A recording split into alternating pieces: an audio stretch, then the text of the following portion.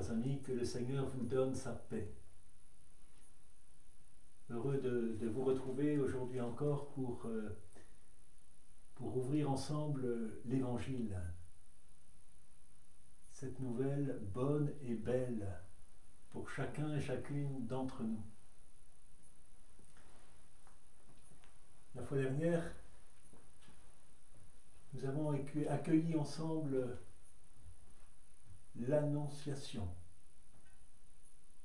cette annonce faite à Marie. Mais dans l'Évangile, il y a deux annonces. Si Luc parle de l'annonce faite à Marie, Matthieu, lui, évoque l'annonce faite à Joseph. Alors avant d'ouvrir l'Évangile selon saint Matthieu, je voudrais revenir brièvement sur l'annonce faite à Marie.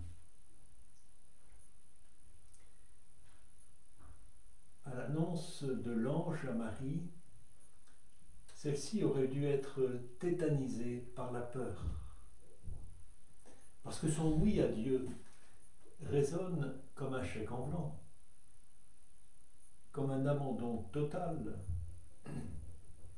Or, Marie n'est pas naïve, elle connaît la loi. Elle sait qu'une femme qui se retrouve enceinte hors mariage va être taxée d'adultère, et l'adultère est puni par la lapidation. Voilà la portée de son oui. C'est un oui risqué. C'est un oui qui traverse la souffrance. C'est un oui pascal. Nous le verrons, la passion traverse déjà tous les récits de l'enfance, qui sont déjà une traversée de la mort à la vie, de la peur surmontée à la confiance.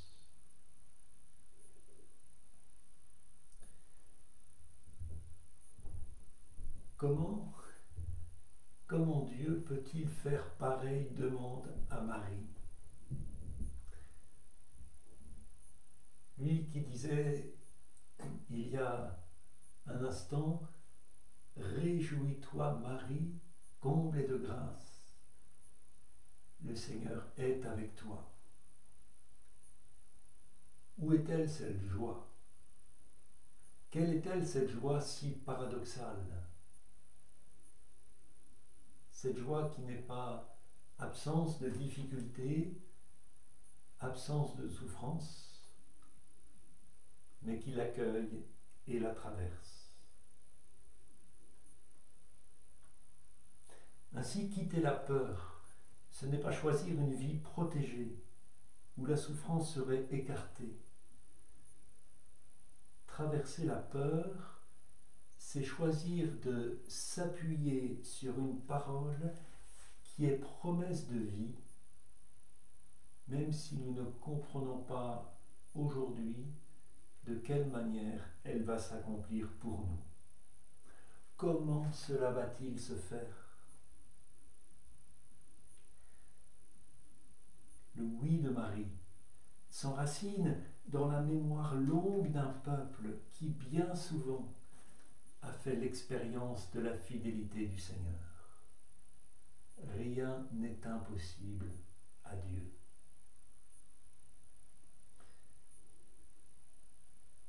Alors aujourd'hui, nous allons ouvrir l'Évangile selon saint Matthieu, et c'est intéressant parce que Matthieu nous donne d'accueillir l'événement de la naissance de Jésus avec le regard d'un homme, Joseph. Il déplace ainsi notre regard. Il nous appelle à accueillir l'événement avec les yeux et le cœur de cet homme juste, lui qui chaque matin est réveillé par la parole de Dieu et qui cherche à la mettre en pratique. Voici aussi quelle fut l'origine de Jésus-Christ.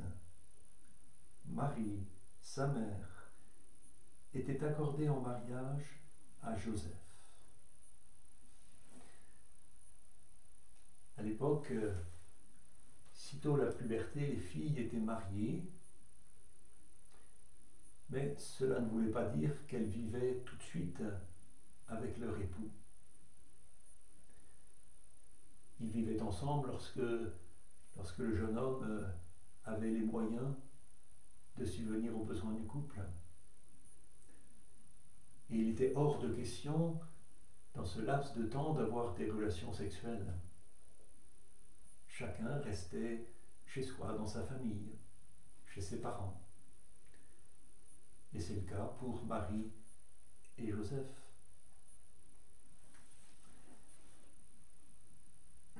Or, avant qu'ils aient habité ensemble, Marie se trouva enceinte par le fait de l'Esprit Saint. Joseph, son époux, qui était un homme juste et ne voulait pas la diffamer publiquement, résolut de la répudier secrètement. Prenons le temps d'intérioriser la souffrance de Joseph.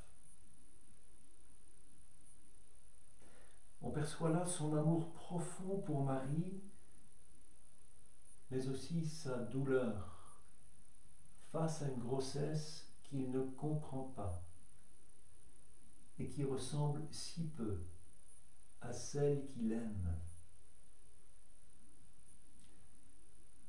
Joseph connaît la loi, et selon la loi, il aurait dû provoquer un procès.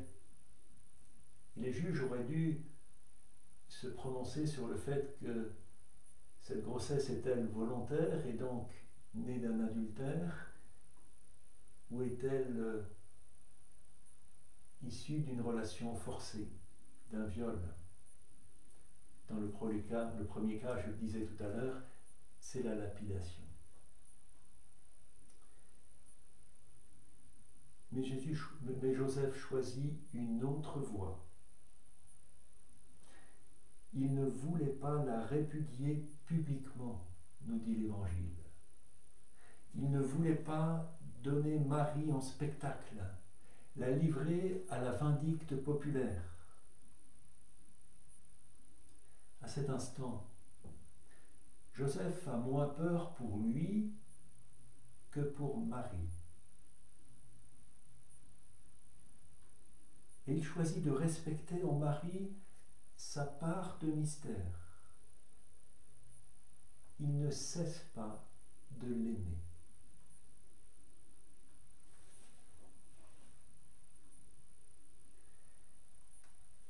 Il avait formé ce projet, et voici que l'ange du Seigneur lui apparut en songe et lui dit : Joseph, fils de David, ne crains pas de prendre chez toi Marie, ton épouse. Ce qui a été engendré en elle vient de l'Esprit Saint. Et elle enfantera un fils auquel tu donneras le nom de Jésus, car c'est lui qui sauvera son peuple de ses péchés.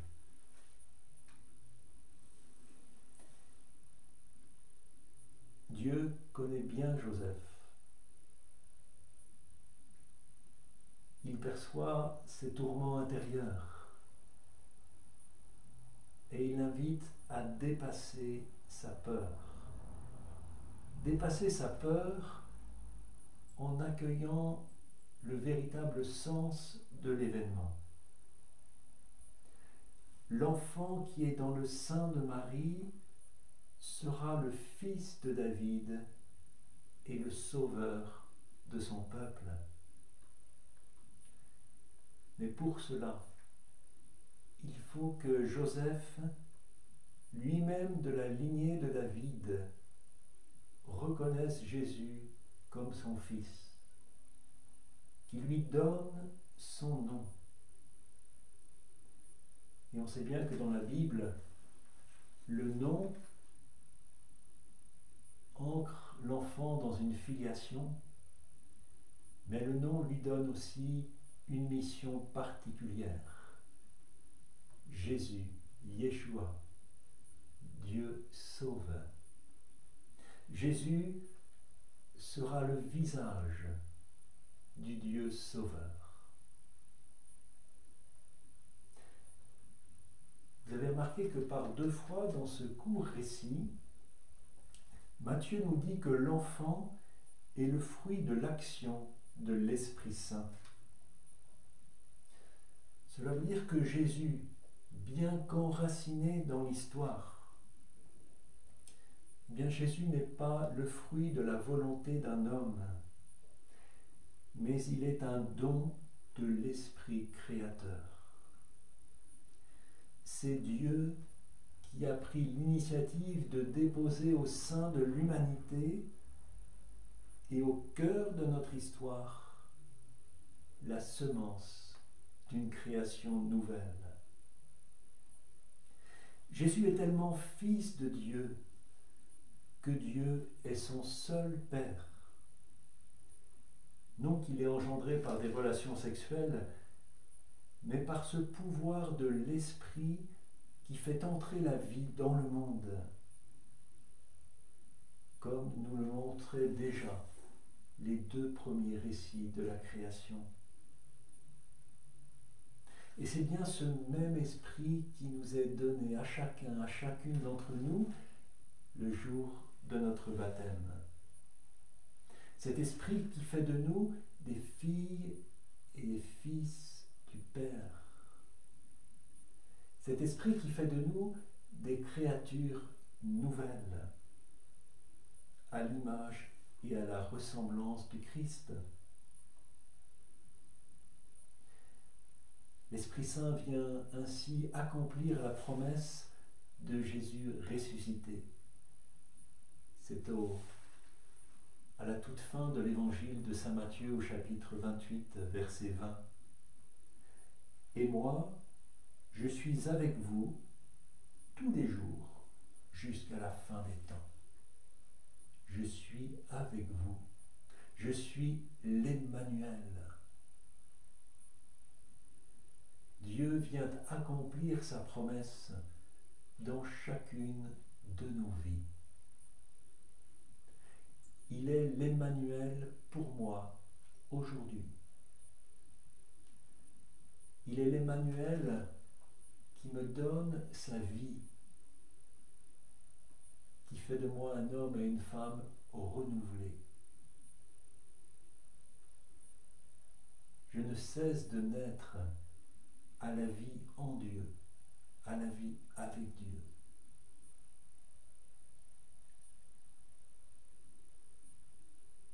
Et comme Dieu en avait fait la promesse jadis à Abraham, à Moïse et à tant d'autres, Dieu est celui qui sans cesse marche à mes côtés. Je serai avec toi. Mais il va encore plus loin. Il est celui qui vient demeurer en moi. Demeurez en moi, nous dit Jésus, comme je demeure dans le Père et que le Père demeure en moi.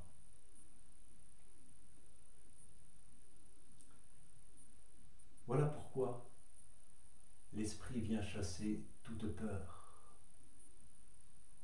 Cela ne veut pas dire que je ne vais pas traverser des difficultés, des obstacles, que la souffrance ne sera parfois une compagne dans ma vie. Mais je sais que je ne vais pas franchir seul les obstacles. C'est pourquoi saint Paul pourra s'exclamer « Mais qui pourrait nous séparer de l'amour du Christ ?»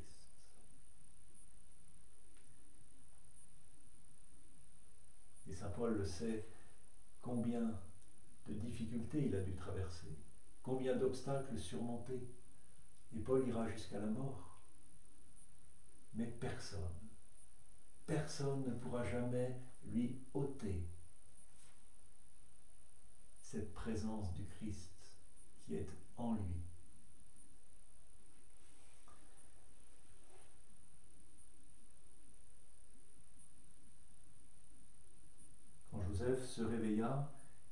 il fit ce que l'ange du Seigneur lui avait prescrit.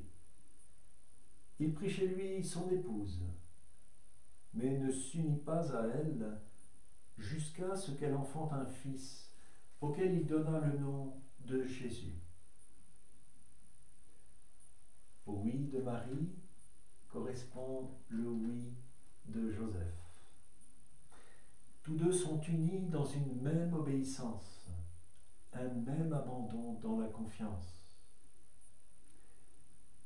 Ils laissent Dieu être Dieu dans leur vie. Et si Marie insiste sur la conception virginale de l'enfant, c'est parce qu'elle est l'expression du don purement gratuit de Dieu à son humanité. Tout est grâce. Tout est grâce. Voilà, frères et sœurs, je vous laisse méditer, ruminer, accueillir ce passage, demandant la grâce qu'il devienne dans chacune de nos vies cette bonne nouvelle d'une vie renouvelée en lui, dans l'Esprit.